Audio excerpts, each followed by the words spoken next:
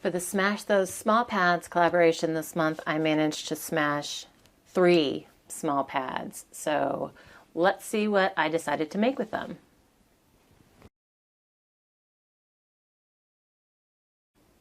Hey guys, it's Beth. Welcome.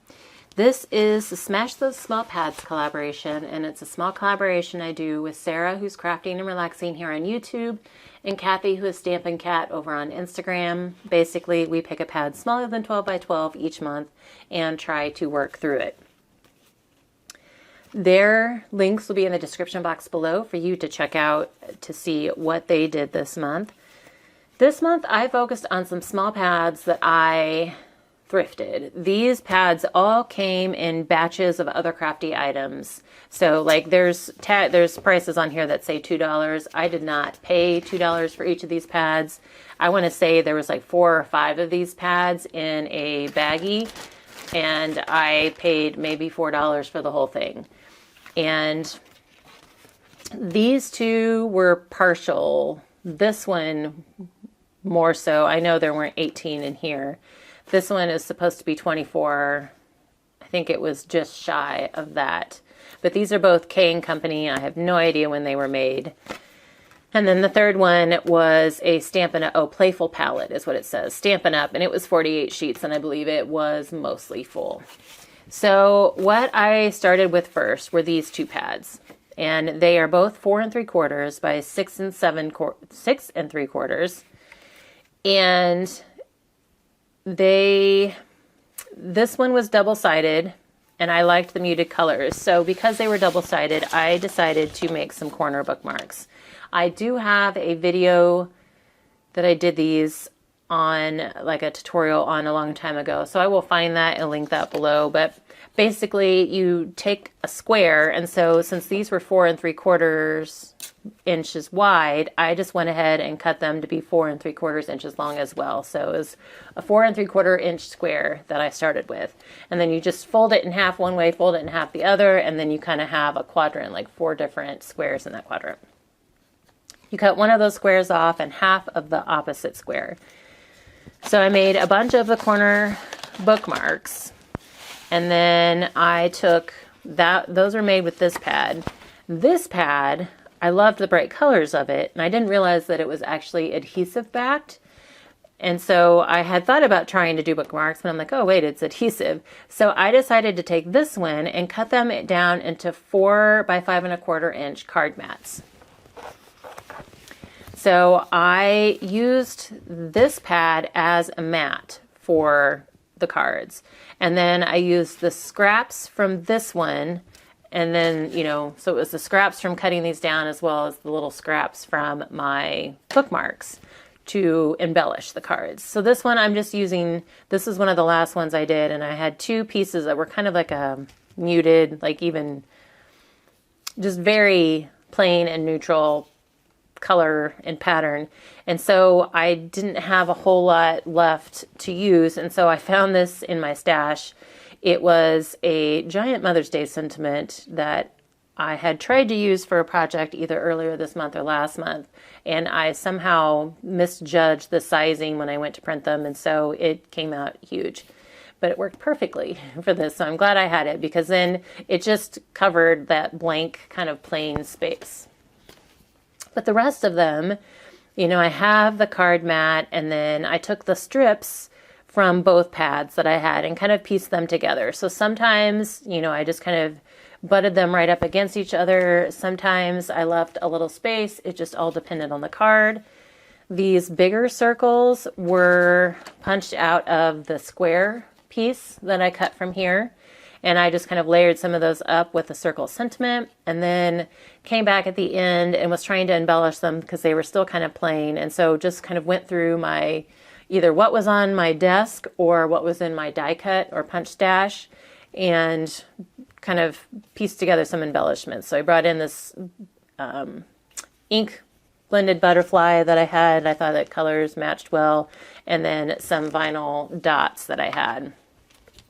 Punched stars. These were smaller circles that were punched from the half that I cut off from the front of the bookmark. So I was able to get some smaller circles out of there. So kind of same format. This time I overlapped the strips and used both sizes of circles and brought in a vinyl sentiment. So it was really just whatever I could find to embellish with. This is a 3D butterfly, some vinyl butterflies.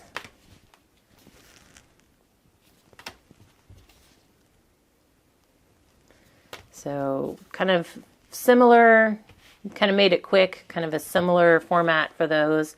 This one I used a couple of the bigger circles, a couple of the smaller circles that I had left, brought in a vinyl sentiment, and I was out of the bigger pieces to use as card mats, and so I dug into my pre-cut card mat stash and found like a wood grain that kind of matched with the muted tones, and also brought in some punched hearts. This one had 2 of the strips, and then I found this giant butterfly die cut in my stash and decided to use it.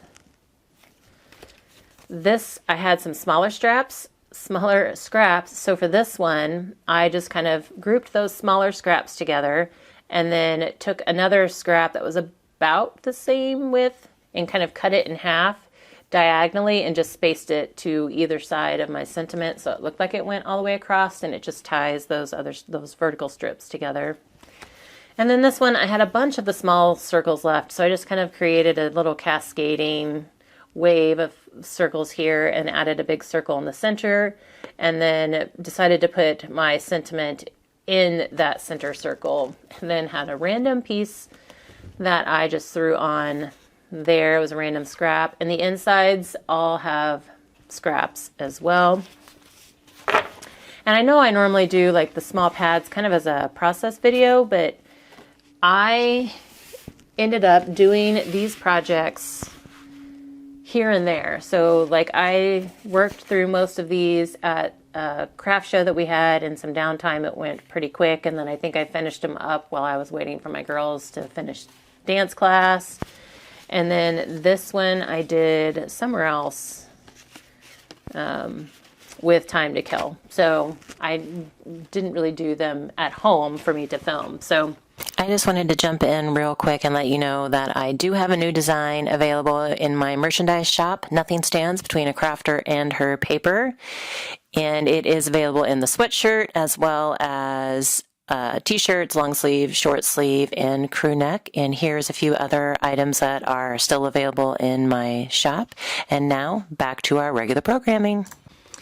This Stampin' Up! Pad, Playful Palette, since it was double-sided, I decided to also do some corner bookmarks.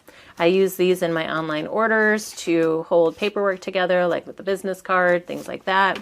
And it's just a little extra free gift for the customer.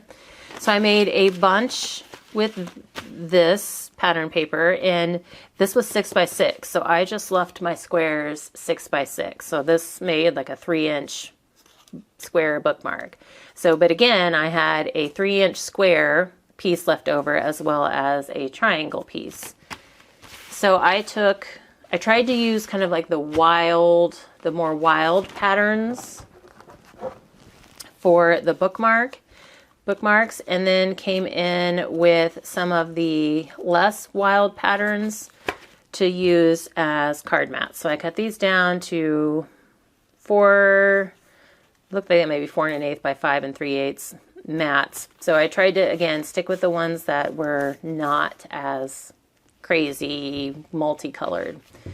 And then I took the square pieces that I had cut off from my bookmarks and made pinwheels. I haven't done that in a while, and so I decided to do that.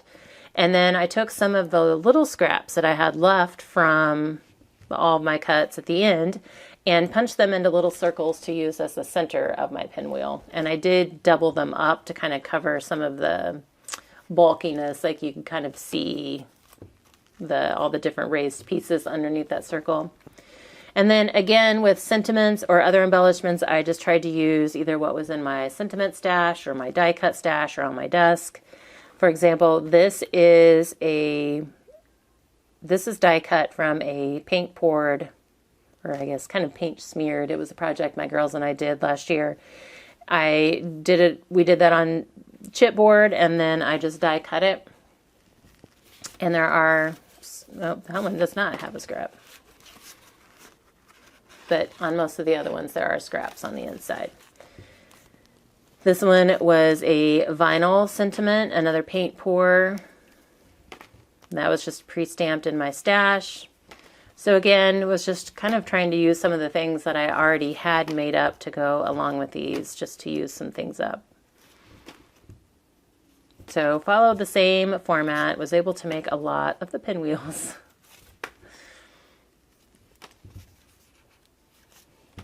But again, I think I did these while, I made the pinwheels while we were watching a movie or something. It was just one of those easy projects to do anywhere. When I cut down my card mats, I had these almost 2-inch strips left on the 6x6 piece. So in a lot of cases, when I was out of the card mats, I just grouped 2 of those strips together to create a card mat. And I did leave the white space in the middle.